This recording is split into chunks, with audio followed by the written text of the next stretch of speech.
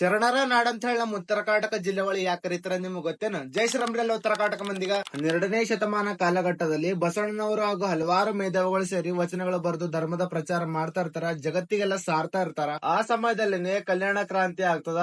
ಆಗ ಹಲವಾರು ಕಡೆಯಿಂದ ಶರಣರು ಬಸವ ಕಲ್ಯಾಣದ ಅನುಭವ ಮಂಟಪದ ಸಭೆಗಾಗಿ ಬಂದಿರ್ತಾರ. ಆ ಸಭೆಯಲ್ಲಿ ಉತ್ತರ ಕರ್ನಾಟಕದ ಪ್ರತಿಯೊಂದು ಜಿಲ್ಲೆಯ ಗ್ರಾಮದಿಂದ ಶರಣರು ಹೋಗಿರ್ತಾರ.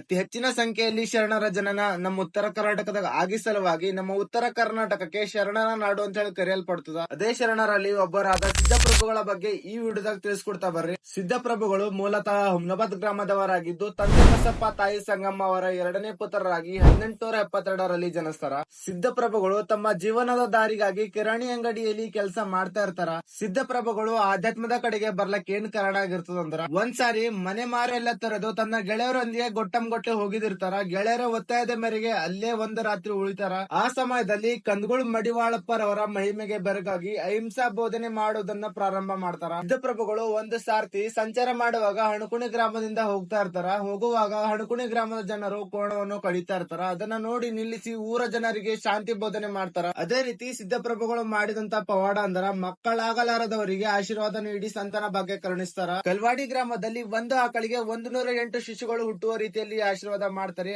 ಆ ರೀತಿ ಕೂಡ ಆಗುತ್ತೆ. ಒಂದೇ ಆಕಳಿಗೆ 108 ಶಿಶುಗಳು ಜನಿಸ್ತವೆ. ಅದೇ ರೀತಿ ಸಿದ್ದಪ್ರಭುಗಳು ಅಂಬಾಬಾಯಿ ಹಾಗೂ ದತ್ತಾತ್ರೇಯ ಮಹಾರಾಜರ ಆರಾಧಕರಾಗಿರ್ತಾರೆ. ಹಾಗೆಯೇ ಸಿದ್ದಪ್ರಭುಗಳು ಇಲ್ಲಿವರೆಗೂ 6000 ಪದಗಳನ್ನು ರಚಿಸಿದ್ದಾರೆ. ಅದರಲ್ಲಿ 5 ಭಾಷೆಗಳ ಪದಗಳನ್ನು ನಾವು ನೋಡಬಹುದು. ಕನ್ನಡ, ಹಿಂದಿ, ತೆಲುಗು, ಮರಾಠಿ ಮತ್ತು ಉರ್ದು ಭಾಷೆಗಳ ಪದಗಳನ್ನು ನಾವು ನೋಡಬಹುದು. ಇವರು ಬರೆದಂತಹ ಪದಗಳು ಎಮ್ಮೆನ ಕನ್ನಡ ಪುಸ್ತಕದಲ್ಲಿ ಪಠ್ಯಕ್ಕೆ ನಮಗೆ ನೋಡಲು ಸಿಗುತ್ತವೆ. ಸಿದ್ದಪ್ರಭುಗಳು ಧರ್ಮವನ್ನು ಸಾರುತ್ತಾ ಸಾವಿರಾರು ಶಿಶು ಮಕ್ಕಳನ್ನು ಗಳಿಸಿ ಕುಲವೇ ತಮ್ಮ ಮನೆ, ಮಾನ ಕುಲವೇ ತಮ್ಮ ಕುಟುಂಬ ಎನ್ನುವ ಗುಣವನ್ನು ಸಾರಿದಂತ ಧೀಮಂತರು ನಮ್ಮ ಸಿದ್ದಪ್ರಭುಗಳು. ಸಿದ್ದಪ್ರಭುಗಳು ಮಾಡಿದಂತ ಪವಾಡದ ಬಗ್ಗೆ ನಿಮಗೆ ಮೊದಲೇ ಗೊತ್ತಿತ್ತಂದ್ರೆ ಕಾಮೆಂಟ್ ಬಾಕ್ಸ್ ನಲ್ಲಿ ತಿಳಿಸ್ರಿ. ಇದೇ ತರದ ಮತ್ತೊಂದು ದೇವಸ್ಥಾನ ನಿಮ್ ಸೈಡ್ ಇದ್ರು ಕೂಡ ಕಾಮೆಂಟ್ ದಾಗ ತಿಳಿಸ್ರಿ. ಅದು ಕೂಡ ಜಗತ್ತಿಗೆ ಸಾರಂ. ಜೈ ಶ್ರೀರಾಮ್, ವಂದೇ ಮಾತರಂ.